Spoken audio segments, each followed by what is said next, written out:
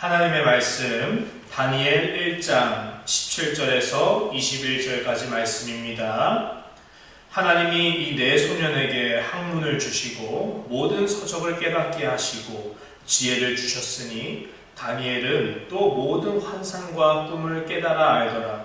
왕이 말한 대로 그들을 불러들일 기한이 찼으므로 환관장이 그들을 느부갓네살 앞으로 데리고 가니 왕이 그들과 말하여 보매 무리 중에 다니엘과 하나냐와 미사엘과 아사랴와 같은 자가 없으므로 그들을 왕 앞에 서게 하고 왕이 그들에게 모든 일을 묻는 중에 그 지혜와 총명이 온 나라 박수와 술객보다 10배나 나은 줄을 아니라. 다니엘은 고레스 왕 원년까지 있으니라. 아멘. 여러분, 오늘 말씀은요, 다니엘이 10배나 더 지혜가 많다는 내용을 나누고자 합니다. 자, 그래서 오늘 말씀의 주제는 다니엘의 10배의 지혜지요. 자, 오늘 말씀 본문을 볼까요? 17절. 하나님이 내 소년에게 학문을 주시고 모든 서적을 깨닫게 하시고 지혜를 주셨으니 다니엘은 또 모든 환상과 꿈을 깨달아 알더라 라고 시작을 합니다. 자, 이 네 소년, 다니엘을 비롯한 4명의 소년들의 특징이 무엇이었을까요?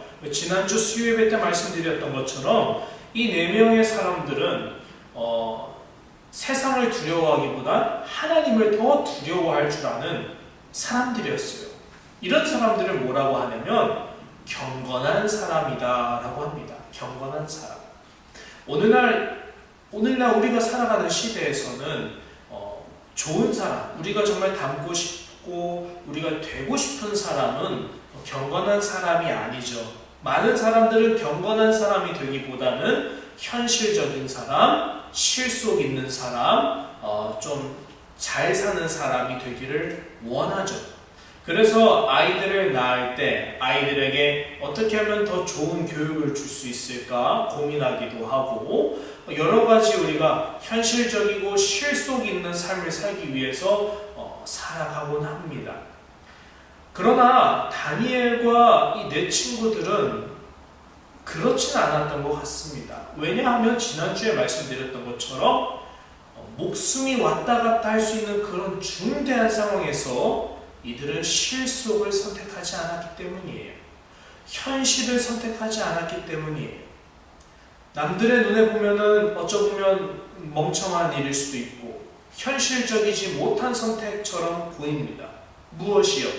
왕께서 제정하신 음식을 입에 대지 않고 채식만 먹겠다고 선언한 것이요. 어떻게 누가 감히 왕이 주는데 받지 않을 사람이 어디 있습니까? 회사에서 회식을 하는데 부장님께서 술을 따라 주시겠다고 잔을 들라고 하는데 어느 신입사원이 전 괜찮습니다. 저 안 마실래요. 누가 이렇게 할 수 있겠습니까? 현실을 우리가 바라본다면 감사합니다 하고 보통 받는 게 많은 사람들, 아니요, 모든 사람들의 모습일 수 있지요. 그러나 다니엘과 내 친구들은 사람들이 어리석다라고 하는 그 길을 택했잖아요. 현실적이지 않은 길을 택했고 꿈을 쫓는 길을 택했고 보이지도 않는 하나님을 계시다고 확신에 찬 어투로 하나님이 함께 할 것이다 라고 외치면서 하나님을 그런 상황에서도 온전히 믿는 모습을 보였지 않습니까? 그랬는데 놀라운 일이 일어났죠. 어떤 일이요? 다니엘과 세 친구들이 다른 모든 소년들보다 더 총기가 나고 얼굴에 윤기가 흘렀기 때문에 3년 동안 채식과 물을 먹으면서 살 수 있었다라는 사실을 말이죠. 이것을 통해서 우리는 첫 번째, 하나님은 어떤 분이신지를 알 수 있습니다. 하나님은 도우시는 분입니다. 하나님은 우리를 도우시죠.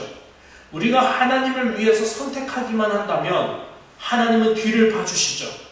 우리가 현실적이지 못한 선택을 하는 것처럼 보여도 하나님께서 보시기에 좋다라고 하는 그런 선택을 할 수만 있다면 하나님은 도우십니다. 그러므로 우리는 문제는 무엇인가 하니까 현실적이지 못하냐, 현실적이냐, 이걸 고민하는 게 우리의 문제는 아니라는 거예요. 그것은 세상 사람들의 문제예요. 우리들의 문제는 내가 과연 이것을 하는 것이 하나님이 기뻐하실까? 저것을 하는 것이 하나님이 기뻐하실까? 구분하는 것. 그것을 우리가 추구해야 된다는 거예요. 그것이 그리스도인이고 하나님의 역사하심이 함께 살아있는 사람들의 특징입니다. 우리는 특별히 우리 오삼교회는 그런 경건한 하나님이 기뻐하시는 선택을 해서 하나님께서 역사하시는 그런 삶의 간증이 넘치는 사람들이 되길 바랍니다. 어쨌든 그랬어요. 근데 17절에 오늘 본문 보니까 하나님께서 이 대소년에게 건강의 복만 허락하시지 않은 것 같아요. 이 다니엘과 내 친구들을 이방 사람이 바벨론의 왕이 붙잡아가지고 공부를 시키잖아요. 왜 붙잡았겠어요? 왜 공부를 시켰겠어요? 써먹으려고. 나라를 통치하고 전 세계를 다스리는 데 있어서 유용한 신하들로 써먹으려고 이들을 가르치고 공부시키는 거예요. 그럼 이 사람들에게 가장 필요한 것이 무엇일까요? 하니까 지식이 가장 필요한 거예요. 자, 그래서 이 사람들이 지혜와 지식이 가장 필요한 것을 하나님이 아셨기 때문에 하나님께서 일하셨어요. 17절을 다시 보면 하나님이 이 내 소년에게 학문을 주시고 모든 서적을 깨닫게 하시고 지혜를 주셨다라고 말씀을 하고 있죠.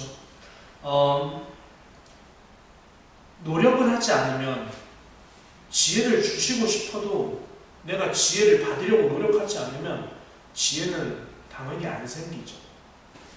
하나님께서 나에게 수학을 잘할 수 있도록, 영어를 잘할 수 있도록, 국어를 잘할 수 있도록, 역사 공부를 잘할 수 있도록, 무언가 연구하는 것을 잘할 수 있도록 지혜를 주시고자 하시는데 막상 학생 본인이 책을 펼치지 않고 열심히 공부하지 않으려고 한다면 하나님이 아무리 노력하신들 그 학생이 어떻게 지혜로울 수 있고 지식이 넘쳐날 수 있을까요? 불가능한 일이죠.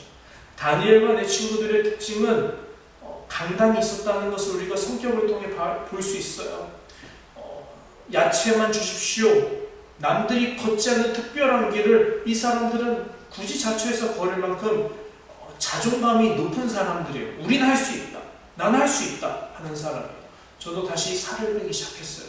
너무 힘듭니다. 하지만 제가 난 할 수 있어. 난 뺄 수 있어. 이런 각오로 간식 하나 일주일 먹지 않은 채 운동하고 채식하고 고기 진짜 조금 먹고 그렇게 살고 있어요. 할 수 있어요.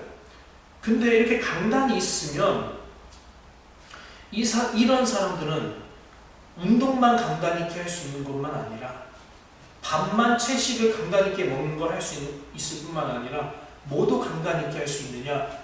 무엇이든지 내가 해야 할 일에 있어서는 강단 있게 할 수 있는 능력이 생겨나는 거예요. 사람이란 그런 존재죠. 내가 어떤 일을 하더라도 내가 정말 열심히 할 수 있는 힘이 샘솟는 거예요. 자기 일처럼. 그런데 이 사람들, 다니엘과 친구들은 공부라는 것, 자신에게 주어진 사명은 공부인데 공부라는 것을 최선을 다해서 했어요. 그런데 이 다니엘만 최선을 다했을까요? 아니죠. 수십 명의 다른 동기들도 다 열심히 공부했을 거예요. 어쩌면 더 열심히 하는 사람이 있을지도 몰라요. 그런데 놀라운 일이 일어납니다.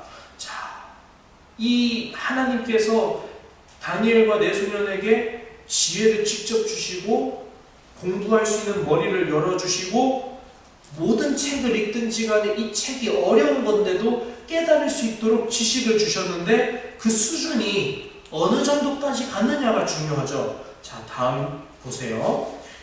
20절을 보겠습니다.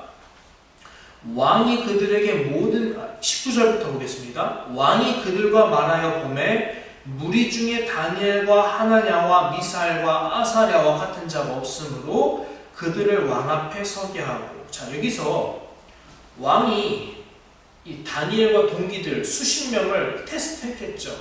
얘네가 공부 잘하고 있는가? 누가 내 우의정, 좌의정, 영의정을 할 감인가? 한번 살펴봤어요.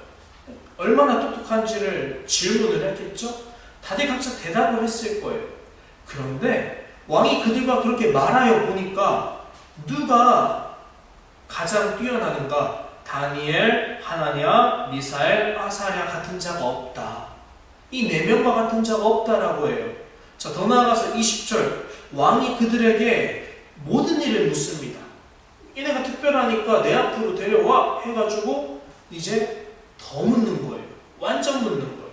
모든 일을 묻는다라는 말은 수학이며 과학이며 국어며 영어며 뭐 이런 것처럼 오늘날에도 이 당시에도 천문이며 과학이며 지리며 뭐 역사학이며 뭐 여러 가지 외교술이며 전쟁 전술이며 모든 지혜와 지식의 보고들을 다 묻는 거예요. 그런데 그 지혜와 총명이 그 다니엘과 세 친구들의 지혜와 총명이 얼마나 대단하느냐. 자, 보세요. 20절 지혜와 총명이 온 나라 박수와 술객보다 10배, 10배나 나은 줄을 아니라. 아멘. 자, 동기들 중에 10배다 라고 하면은 가능해요. 왜요? 반에서도 1등이랑 뭐 중간하는 애들이랑 차이를 매기면 지식 수준이 10배는 나겠죠. 세세한 것까지 다 외우니까. 그런데 동기들 중에서 10배나 뛰어나다라고 하지 않아요. 정확히 비교하는 사람은 동기들이 아니라 누구예요? 온 나라. 바벨론 제국에 있는 모든 지혜자와 지식인들, 이런 현자들을 다 불려왔을 때 온 나라의 이런 박수들, 천체를 관측하고 학문을 연구하는 박수들, 술객들, 영적인 그런 것에 대해서 아주 깊게 나아가는 그런 영적인 리더들, 이런 박수와 술객보다 몇 배나? 10배나 나은 줄을 아니라. 아멘. 누가요? 다니엘과 하나냐와 미사엘과 아사랴, 이 네 사람이 말이죠. 어떻게 하면 온 세상에서 가장 뛰어난 사람이 될 수 있을까요?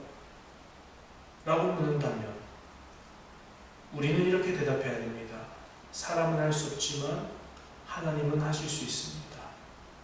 오늘 다니엘서는 명확하게 말을 하는 거예요.